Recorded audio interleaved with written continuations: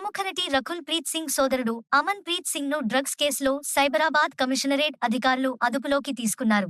అమన్ ప్రీత్ సింగ్ తో పాటు 4 నైజీరియన్లను కూడా పోలీసులు విడివిడిగా అదుపులోకి తీసుకున్నారు. Telangana anti narcotics bureau (TGNAB) Narsingi పోలీసులతో కలిసి సైబరాబాద్లో అంతర్జాతీయ డ్రగ్స్ ఆపరేషన్ను ఛేదించి కొకైన్తో పాటు 5 డ్రగ్స్ డీలర్లను అరెస్టు చేశారు. TGNB అధికారులు వారి వద్ద నుంచి 35 లక్షల రూపాయలు విలువైన 199 గ్రాముల కొకైన్, 2 పాస్పోర్టులు, 2 4 చక్రాల వాహనాలు, 10 మొబైల్ ఫోన్లు, ఇతర నేరారోపణలను స్వాధీనం చేసుకున్నారు.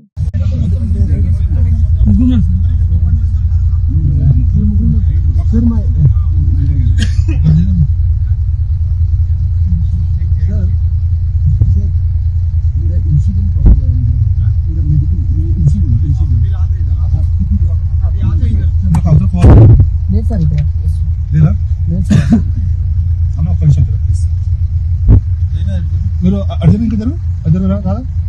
కూర్చోవాలి పైన కూర్చోలేకుండా